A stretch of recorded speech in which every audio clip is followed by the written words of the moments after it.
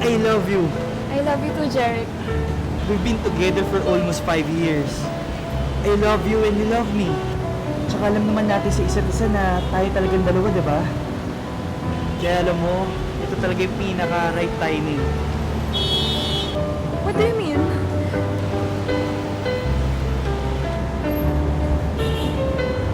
When I open my eyes in the morning, all I wanna see is you. Pag wala ka, it feels so incomplete. Every hour, every minute, every second, I wanna spend my life with you. Diane, will you marry me? Yes. Yes, Jeric, I will marry you. I love you, I love you, I love you, I love you, I love you. I love you.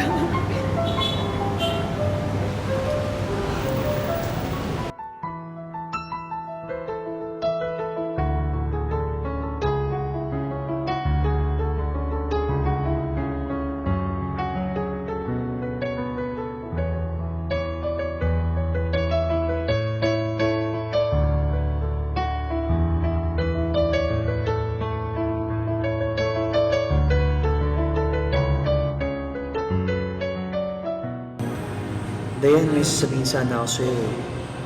Pero promise mo sa akin, huwag kang magagalit. Ano yung sasabihin mo? Bakit naman ako magagalit? Nabigyan kasi ako ni boss ng malaking opportunity. Kaya tinanggap ko. That's a good news, baby. Pero bakit parang malungkot ka?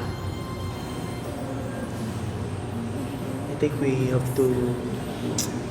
to reschedule wedding date. Bakit naman? Napipressure ka ba? I can help you. I believe in 3 days. Saan ka pupunta?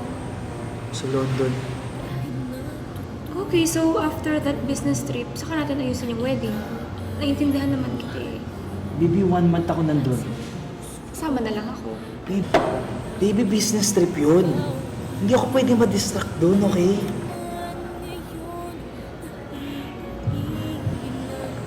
Sorry. Stress lang kasi talaga ako eh.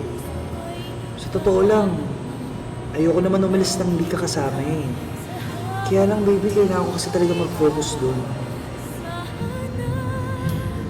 Okay, I understand. Ayoko naman masira yung pangarap mo dahil pinigilan kita. Pero I will miss you so much. Ako rin naman eh. Kung mag-CR ka nga lang, namimiss na kita. Doon pa kaya? Baby, pero ginagawa ko to para sa atin dalawa. Para sa pangarap natin. Kasi gusto kong ibigay sa iyo kung ano yung best. Sana naiintindihan mo, baby. I love you. I love you.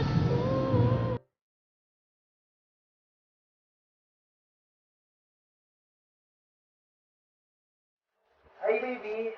I miss you so much. Grabe, alam mo ba? Sobrang tuwa sila sa presentation ko. I think I'll have to stay longer dito because they hired me here. Can you believe it? Congratulations, baby! Oo nga pala, tinatanong nila mami about the wedding. Jeric!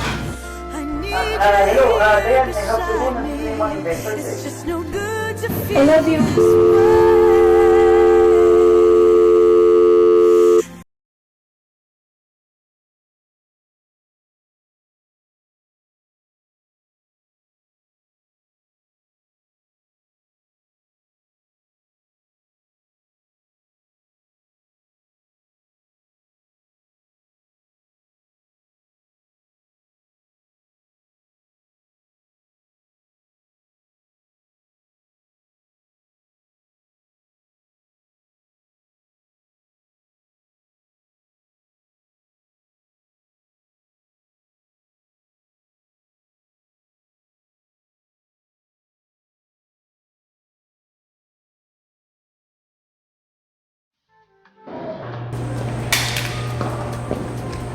Miss, susi ko. Thank you. Teka, parang kilala kita.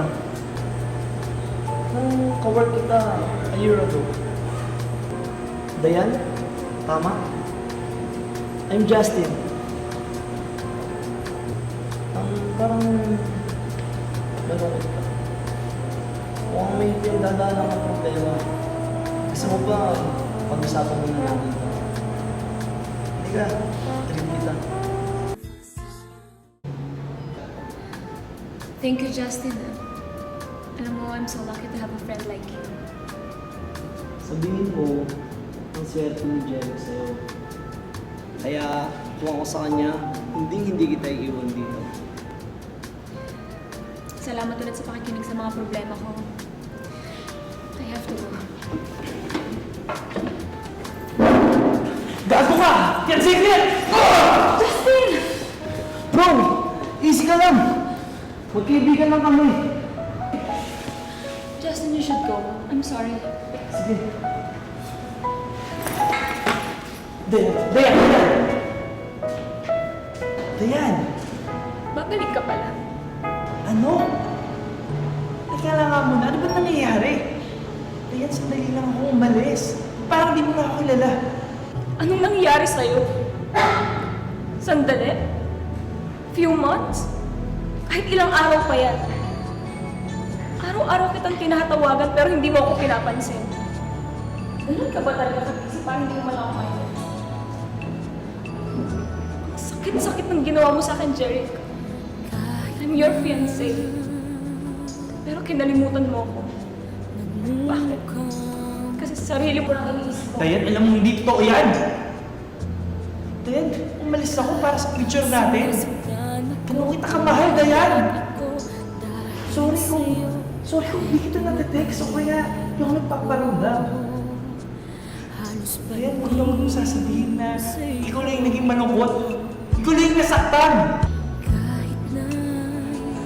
Ayusin na natin ito.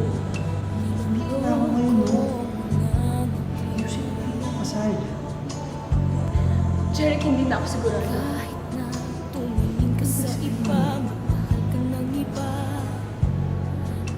Jeric, hindi na ako sigurado kung kaya mo kita ulit mahalin.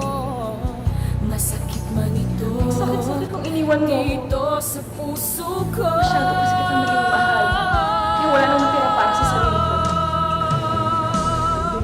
Dahil mahal Jeric, please.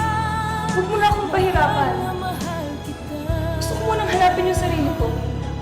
Gusto ko munang tuparin lahat ng mga pangarap ko. Hindi Dahil ko mahal kita. matatakot, mahihiya. Buong mundo ko umipat na lang sa'yo.